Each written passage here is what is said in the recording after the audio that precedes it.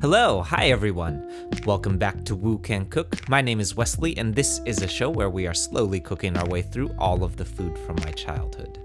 Today we're adding to our series dedicated to the Bay Area restaurant scene with a shot at the newest menu item on the Woo Can Cook pop-up menu, which is a Taiwanese Braised Pork Belly, or la roufan. I'm allowed to feature my own restaurant in this series, right?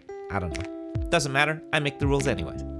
For those who are unfamiliar, a la roufan, or more colloquially just simply roufan, is a classic Taiwanese comfort food that features a slow-cooked pork belly, which has been braised in dark soy sauce for a deeply rich, tender, and savory piece of pork.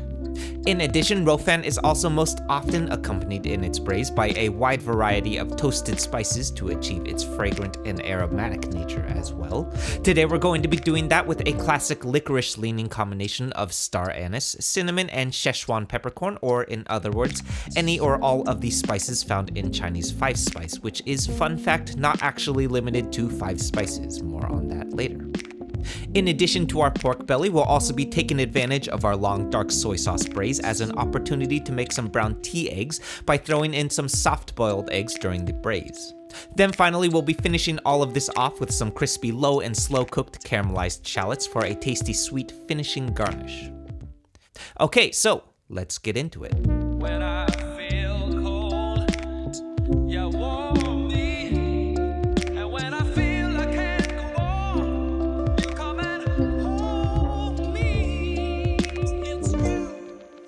Okay, so kicking things off first, as we often do with many of our Chinese recipes, this is 4 cloves of crushed and minced garlic, followed by 1 inch or about 1 tablespoon of finely minced ginger. We'll be blooming these for their aromatic qualities fairly late into our wok cook today as a result of the extensive amount of batch cooking that we're going to need to do to navigate our home range's heat retention. Then next up are our shallots, which I'm slicing thinly for our slow caramelized cook later on. We do need to do a lot of these though, so a paring knife will come in handy to help get these skins off. Next up are some shiitake mushrooms, which I'm rehydrating in boiling water for about 10 minutes until tender and then slicing into strips. As always with long braises involving shiitake mushrooms, remember to reserve that mushroom water because this is going to give us a nice bump in umami for our braise later on. Moving on next is, of course, the main event of our dish today, which is about 1 pound of skin-on pork belly. Now, I've read all kinds of differing opinions on whether or not you want to leave the skin on or remove it before braising. While it is true that this skin can get a little bit tough in some preparations of pork belly, for our purposes today, since we're going to be long cooking this stuff for a whole 2 hours, we absolutely want to leave this bit on because it is going to tenderize into a wonderfully soft and luxurious bite during our slow cook. I'm slicing this up into squares initially because this is how I always remembered eating this stuff when I was a kid, but then I remembered how obnoxiously annoying it always was to deal with these massive bites of pork belly while also eating with chopsticks, so I went ahead and cut these into smaller strips instead. Then last up, I'm assembling my braising sauce here, which is a fairly simple one today, mainly because we don't want to distract from our toasted aromatics too much. This is 4 tablespoons of soy sauce to start, followed by 2 tablespoons of dark soy sauce as promised, and 2 tablespoons of brown sugar to give us a little bit of a bump in malted sweetness. We want to keep in mind here that dark soy sauce is super concentrated, so for a long braise like ours today, this is really all that you're gonna need. Over on the stove, I've got a dry wok heating up at medium-low heat here. Then I'm adding my aromatic spices. This is some cinnamon stick, star anise. Oh god, don't fall! Anyway, I'm rounding this out with a tablespoon of Sichuan peppercorn and then giving these spices a dry toast for about 5 minutes until your whole house starts smelling like my childhood. Seriously, the nostalgia is real today.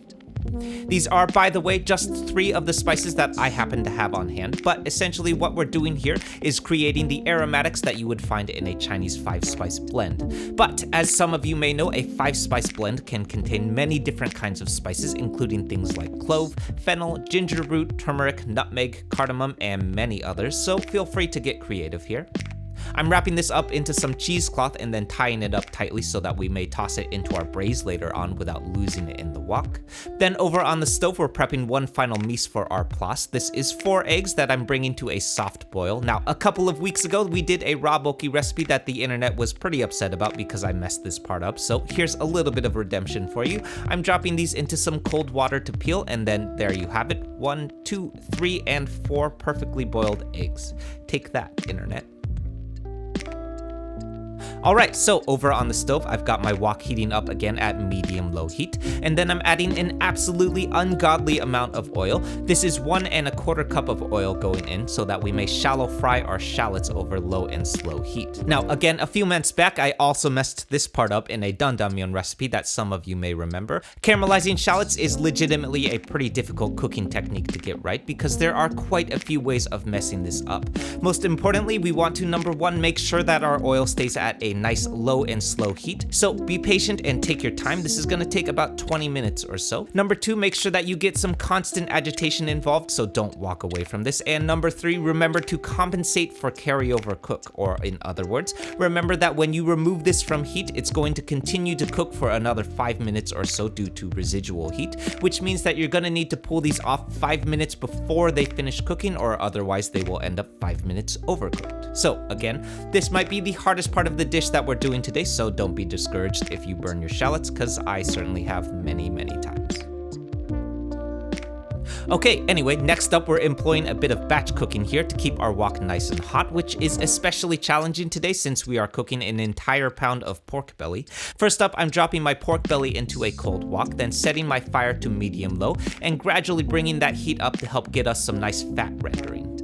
We're letting this go for about 5 minutes before removing. Yes, this is probably not cooked all the way through, but that's okay. Remember that we're also going to cook this for another 2 hours later on. Then next, I'm wiping down my wok, reheating as hot as possible, adding 4 tablespoons of peanut oil, and as always, long yao for that nice non-stick surface. Then first up, rounding out our batch cook today, here's my aromatic garlic and ginger going in. I'm blooming this until fragrant for about 15 seconds and then adding my shiitake mushrooms and pork belly back to the wok and tossing all of this to combine.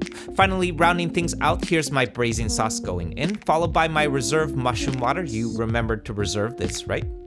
Then finally, I'm tucking my spice pack into the stir fry and covering up the wok with the biggest lid that I own. This is actually just a sheet pan because I have no idea where my wok lid is. I'm letting this braise for 2 hours today and adding additional water to the wok as things reduce, but as always with braises, the longer the better. However long that you do let this braise though, at the last hour before we finish our braising here, I'm adding my soft boiled eggs to the wok and letting those settle in. The braise should give these a wonderfully deep dark brown stain from the dark soy sauce. Most traditionally, these are also done with black tea, which is why we call them tea eggs. More on this in our tea egg recipe from a few months ago if anyone is interested. That does technically mean that these are not tea eggs, but just brown eggs, I don't know. In any case, finally, I'm removing our spice pack from the wok here, then pulling this off heat, finishing with my fried shallots, and we're ready to eat. Okay, so this is a dish that I've been eating literally as long as I can remember, so of course there is a lot of nostalgia bias going on here, but speaking as objectively as I possibly can, me, this is good. The pork belly is melt-in-your-mouth tender with a deeply savory and rich umami from that long braise in our dark soy sauce. Our shiitake mushrooms act like sponges in that braise as well, and are basically soaked through with that braising liquid, which is just one of my favorite things to pair with fluffy white jasmine rice.